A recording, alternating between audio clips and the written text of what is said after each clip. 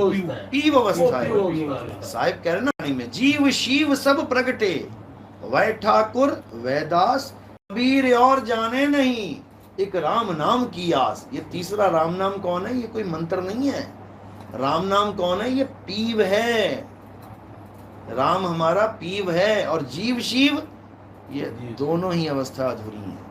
ये बार बार जीव से शिव, शिव से जीव, यानी जीव भक्ति करता है, गलत भक्ति करता है, अधूरी साधना करता है तो ब्रह्म अवस्था को प्राप्त होता है। दोबारा सृष्टि बनाता है शिव और फिर जीव बन के आ जाता है।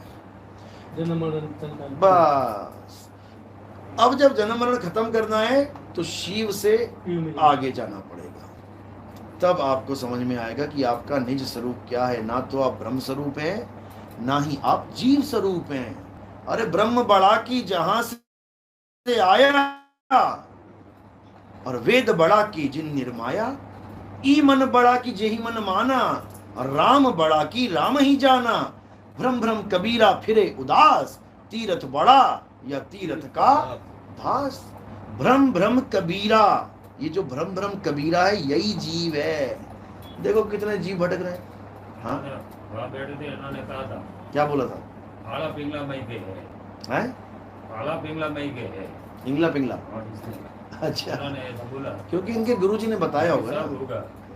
फिर मैंने एक वाणी बोली, नाभि द्वादश है नहीं उनकी नहीं कुछ धरनी पड़ी। क्या बात है, सास उसा है नहीं उनका ध्यान उसी का। बहुत बढ़िया, बहुत बढ़िया, हंसा बेगम की दुम कर। क्या बात है। बेगम भेद से न्यारा जन्म मरण से डरती। श्वासों का भी खेल नहीं है, अक्षर का कोई मेल नहीं है, श्वासों का कोई खेल नहीं है, स्वर व्यंजन का मेल नहीं है।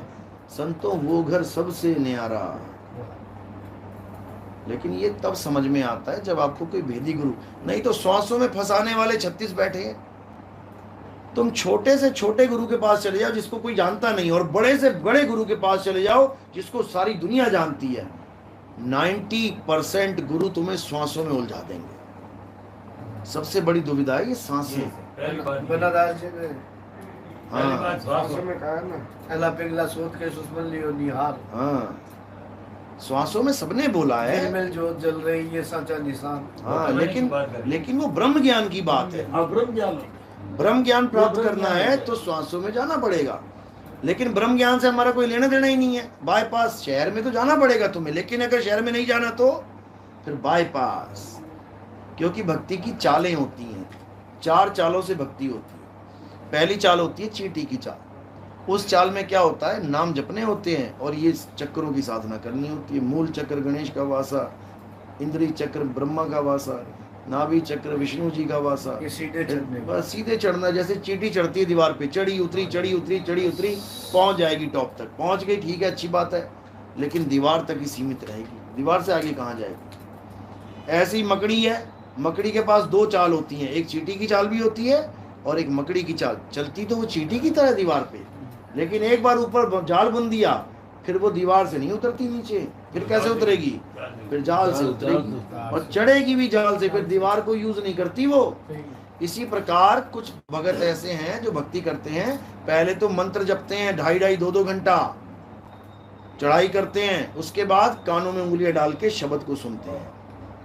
अगर वो शब्द उनको मिल गया उसके बाद वो नाम को छोड़ देते हैं, दीवार को छोड़ दिया, अब उस शब्द से रूहानी मंडलों की सैर करते हैं। अंदर गए बाहर आए, अंदर गए बाहर आए।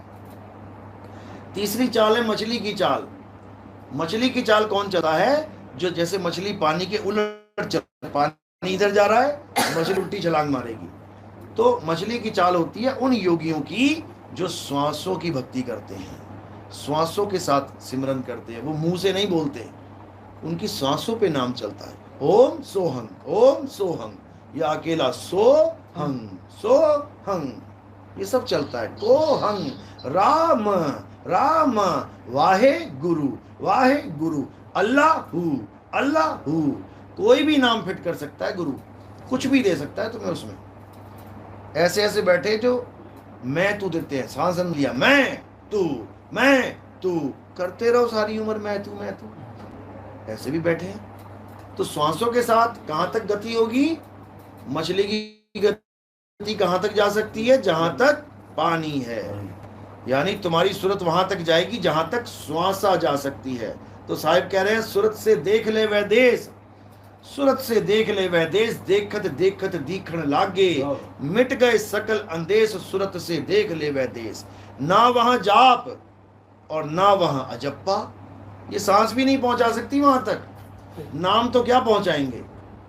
ना वहां जाप नहीं वहां अजप्पा, नी अक्षर परवेश, सूरत से देख ले वह देश, सूरत से देख ले वह देश।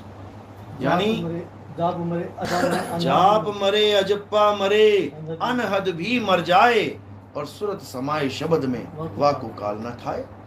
बिल्कुल सिंपल ज्ञान है कबीर साहब का, जलेबी की तरह सीधा, अटपटा तो हो गया ना सर। जलेबी की तरह सीधा, अरे नहीं सर, जलेबी की तरह सीधा। शब्द का जो स्वरूप है, सुनो, जलेबी सीधी होती है कि टेढ़ी होती है? वो तो मार्केट कैसी होती है?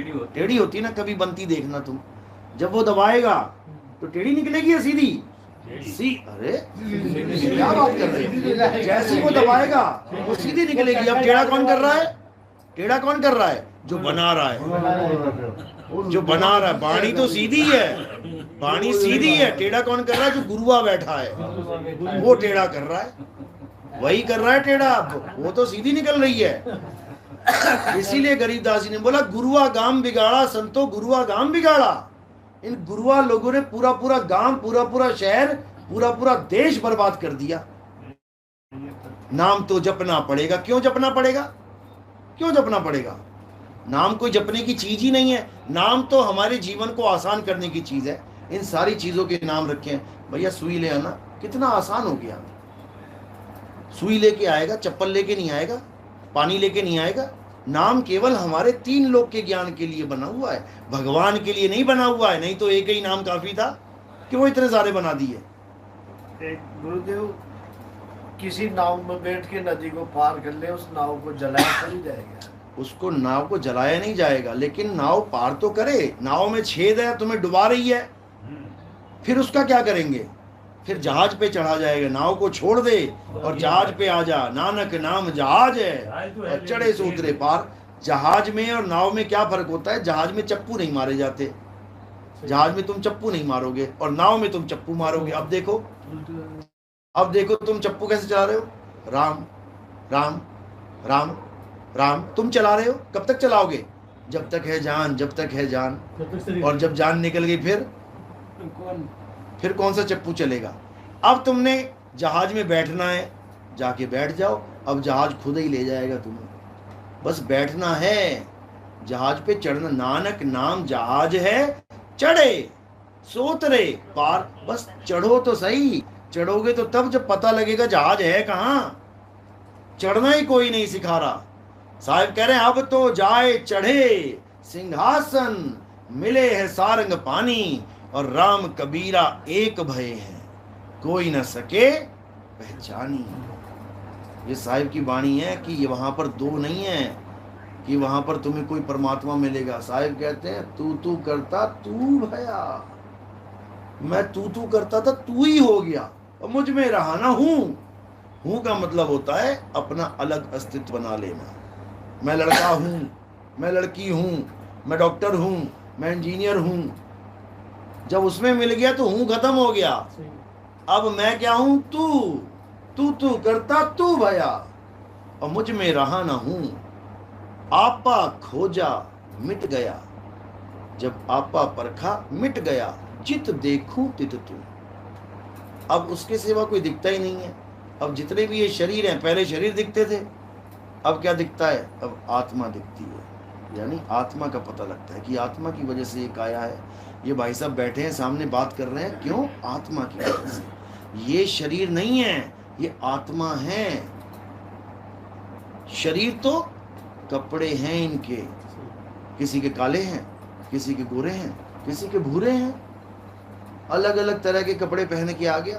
किसी को आदमी के कपड़े मिल गए, किसी को औरत को, किसी को किन्नर को, किसी को बच्चों के मिले हुए हैं। अभी थोड़े दिन में ये पुराने हो जाएंगे, ओल्ड मॉडल हो जाएगा, बूढ़े हो जाएंगे। देखो बाल सफेद हो गए, चमड़ी लटक गई। वही छोटा सा कपड़ा घिस घिस के देखो 100-120 साल का आदमी कैसे बिस्तर पे पड़ा हुआ है। कपड़े फटे पड़े हैं उसके, और कपड़े छोड़ के वो जीव निकल जाएगा। तो उसको